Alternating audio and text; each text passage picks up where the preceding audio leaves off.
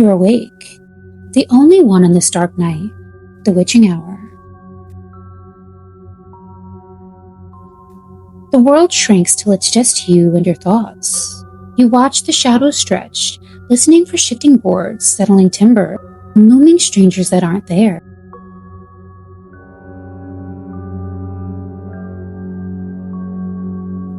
Unfinished conversations, old regrets, and a quiet dread fills your mind, looping on a track as you fail to drift to sleep. You hear it, faint, but echoing through the silence. You may not know where it came from, but you know where it didn't. Not the front door, not the back, but inside the house. You sit up, filled with panic. You slowly climb out of bed, careful of every creak, every bump that escapes your shuffling feet as you head outside, peeking your head outside the crack of the door, slightly, to be safe.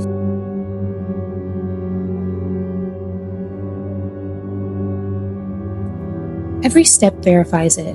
You're alone. Rooms empty, windows closed. Nothing appears out of place, but that may not matter, because the legends that precede those knocks are far older and far more decisive than you can imagine. The messenger comes first, a bird at the window, a voice calling your name, a frozen clock, or 3 sharp knocks. For thousands of years, people dreaded these omens. But whether you view it as a superstition, a cultural lore, or something unsettling, you can't help but heed the warning of the inevitable. Tonight, we explore death omens. I'm your host, Melissa Nunez, and welcome to Candidly Cryptic, your source for all things strange, spooky, and unexplained. Premonition is so real, you'll sense it, feel it, see it. Or will you? And all you may have to fear is that you can lose your mind.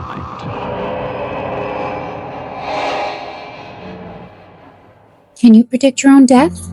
According to some folklorists, you can. They've documented death omen traditions across Europe, Asia, Africa, and the Americas. Whether these warnings involve animals, dreams, strange sounds, or anomalous sights. And despite the vast ocean separating these cultures, they often develop remarkably similar beliefs. People often try to make sense of morality and uncertainty. That's why historian and folklorist Claude Lectoure said that from the desire, death omens were born. The signs may change, the fear does not, that the end is near. I've been reliably informed that the astrologers are saying that the end of the world is coming next Monday, February the 5th. Should this happen before 8:30 in the evening, it may give us the best panorama yet. Good night. Raven, crows, owls, and songbirds are all part of the oldest recorded death omens. In Celtic folklore, blackbirds littered the battlefields among the fallen. That's how these carrion crows and ravens became associated with death. And these ravens were frequently linked to the Morrigan, as she assumes their form, appearing before combat, predicting their outcomes and the hero's fate. In parts of Britain and Ireland, if a bird repeatedly struck a window, it was a sign that death was meant to come. And maybe it's all a coincidence, or selective memory, but the belief became so widespread that it still lingers to this day. But there are other warnings, ones you can't see. A whisper, wailing, or howling. Disturbing sounds that plague the Irish, Scottish, and Appalachian people. What if it were a name? Your name being called. Sometimes a familiar voice, and sometimes a stranger, but always when you're alone. Folklorists classify these traditions along banshees, fetches, and spiritual warnings, and the voice is as real as it gets, as if someone stood nearby. Hooves pound the pavement as he traveled horseback along the road. He notices a familiar stranger in passing, not a friend or family, but a reflection of himself, but dressed differently. Years later, he recalled the event. It came back to him as he hacked the same road, wearing the same clothes as his doppelganger. Now, he never mentioned that the event was supernatural. It was, however, one of the strangest experiences of his life. The infamous encounter was from poet and writer Johann Wolfgang von Goethe. In German folklore, doppelganger meant double walker, and more reports appear throughout European folklore and literature. Stories of seeing a double and the death that would soon follow.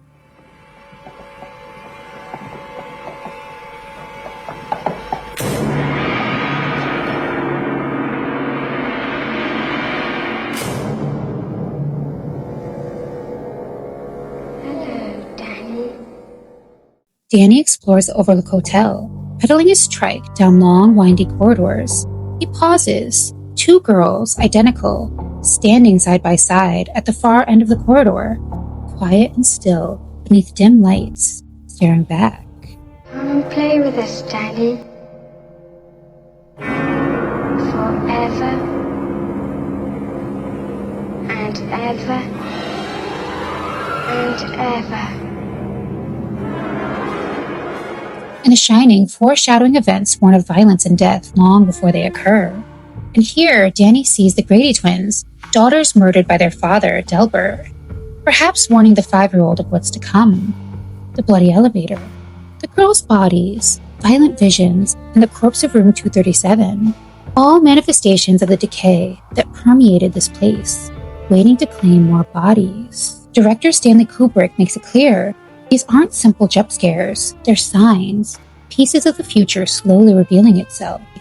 And historically, many death omens don't come as direct warnings, but as glimpses, prophetic dreams and visions that only become clear once they come to pass.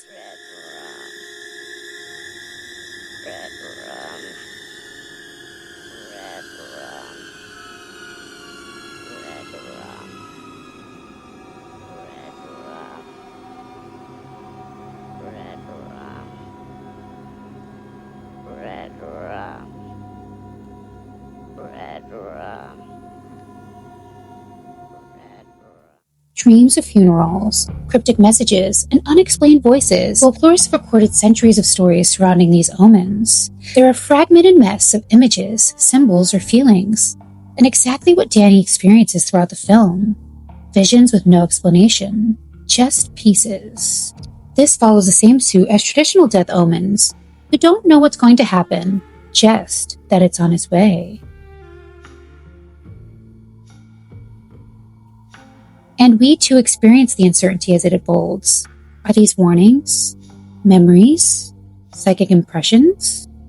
We never get a clear answer, an unnerving tension that persists even years later.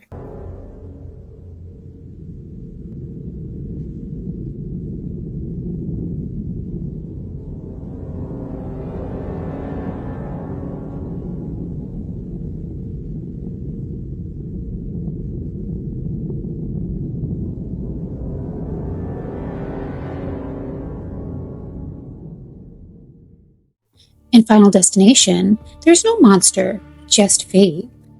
A modern death omen story, warnings that consume the cast, figuratively and literally.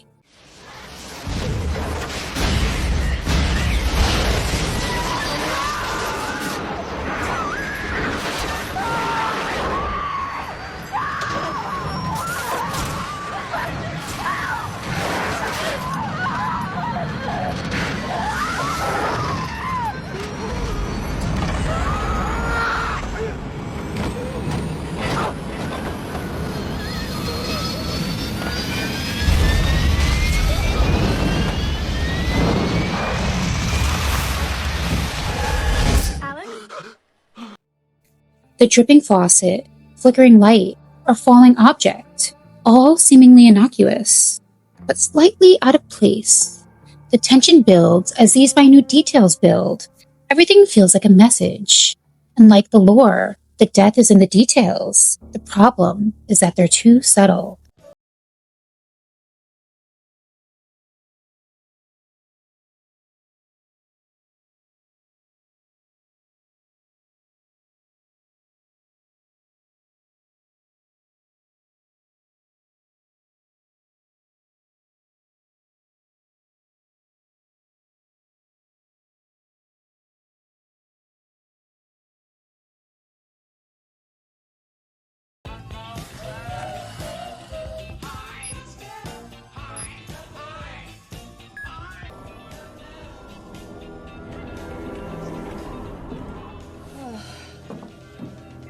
It's way too warm in here now, huh?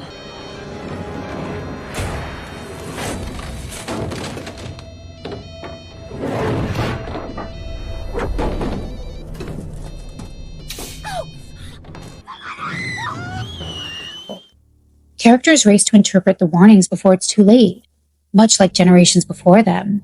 desperate to find the truth behind the ravens, banshees, doppelgangers, and prophetic dreams. But Final Destination addresses one of humanity's oldest fears. What if death announced itself? If you recognize the warning, could you beat death?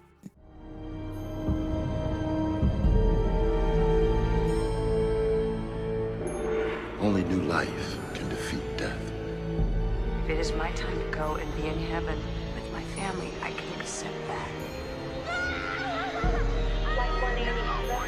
I know what I have to do to save us. There are no known survivors. I have to die.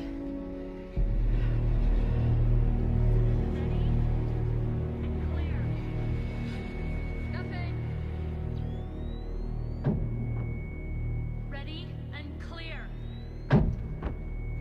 Nothing. Come on, ready, clear. She's back. Heavy, weary eyes reluctantly open to not a scream, not exactly, but wailing. A mournful cry carried across fields to your open window.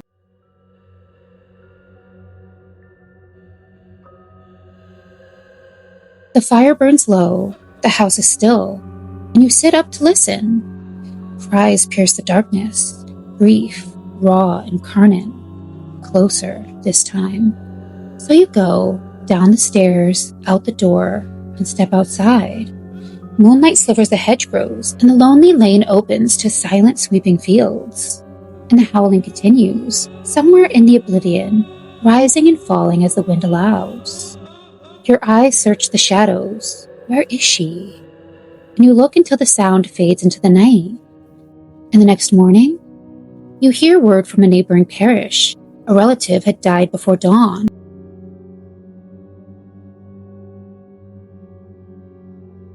Years later, you remember the cry, never fully understanding it, but knowing that the mourning had begun long before there was a reason to grieve. And that's why no discussion of death omens is complete without the banshee, a cry announcing an impending death.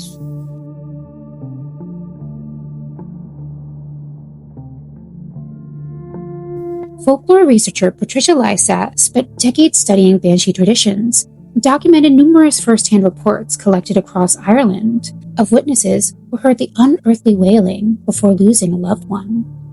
And the distinction should be made. She doesn't cause death. She is just the messenger. Making her one of the purest examples of an omen, the fear doesn't come from what she might do. It's because of what she knows. The irreversible already in motion. This idea appears throughout modern horror and fantasy, such as the Bean Nye in films, television, and folklore-inspired fiction, as well as the countless ghost stories featuring mournful women whose appearances signal tragedy. Even the Woman in White legends overlap with banshee traditions, combining the grief and prophecy into a single figure. She embodies one of humanity's oldest fears, not just death, but the knowing that it's coming. And whether she's just a story, a coincidence, or collective memory, the retellings all share the same chilling structure. First, the sound, then the sorrow. Some traditions focus on objects, clocks stopping at the hour of death, mirrors cracking unexpectedly, pictures falling from walls. Folklorists documented these stories through Europe and North America. Some traditions even required mirrors to be covered after death, preventing the spirits from becoming trapped. These practices became so frequent, they continued well into the 20th century. So why do death omens continue to haunt us centuries later? Titanic. Who could forget the movie's epic recreation of the ship sinking in 1912? But remarkably, the story of the Titanic was first told 14 years before the ship left port in this book, almost exactly foretelling the ship's name, the iceberg, and the month of the disaster. How could that be possible? Researchers studying folklore and belief systems often point to pattern recognition. We naturally search for meaning, especially when grieving or in times of uncertainty. A bird at a window before heading to a funeral. A dream about your grandmother before the loss. A clock stopping during their final breath. Events that link through memory. Humanity's attempts to understand and narrate morality. Not predicting death, but processing it. But what folklorists continue to acknowledge is that the stories never fade. Every generation inherits them and adds some of their own. Raven perched on a fence, a voice calling to you in the dark, a clock stopping at midnight. It happens, and then we are forced to wonder, was that a coincidence or a warning? So next time you hear a knock, notice a bird at the window, or wake from a dream you can't quite explain. Remember the old stories, ones where death is rarely silent. It sends a messenger first. Thanks for tuning in on another episode of Candidly Cryptic. If you enjoy all things strange, spooky, and unexplained, please follow for more.